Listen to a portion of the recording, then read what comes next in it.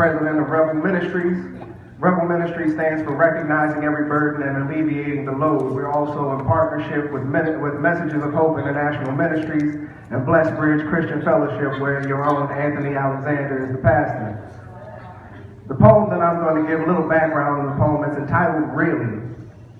And while a lot of people believe that slavery has now been abolished, I am of the mindset that slavery is just taking another form.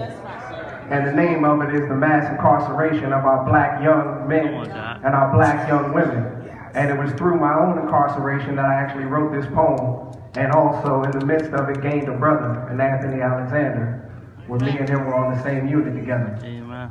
And so the title of this poem is Really.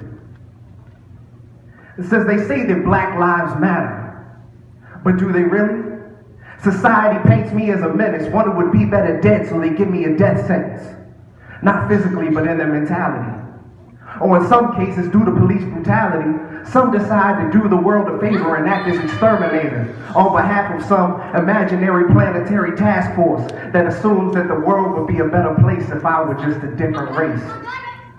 Society paints me as one who would kill his own brother if it suited my purpose, whether I wanted his jacket, his shoes, or his shirt. One who would lie, cheat, steal, hurt, all to achieve some selfish desire to be a part of some social empire that glorifies the thug life.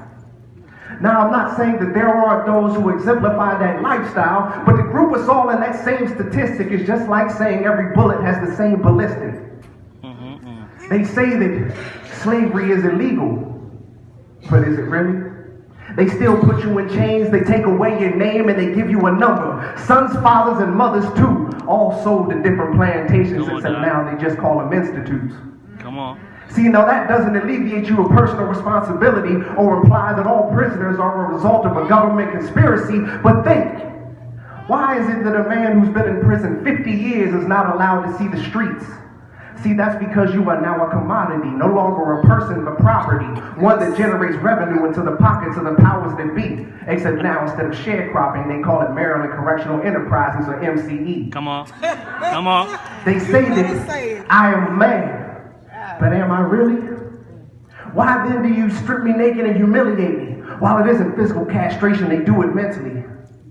Why do you treat me in a manner that implies that I'm inferior? I am not the sum of my mistakes, but that's all you see, as if it were tattooed to my face. Do I not breathe as you do, bleed as you do, love, hate, and feel as you do? Why then do you treat me like an animal? Train me to move at the flick of a light and go back in my kennel. Am I not a man? They say that as a man thinks, so is he. But is he really?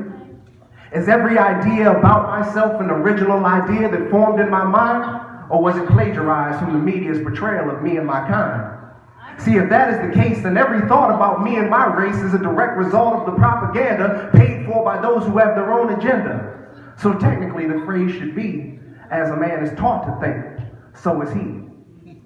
They say a lot of things are true, but are they really? Thank you. Wow.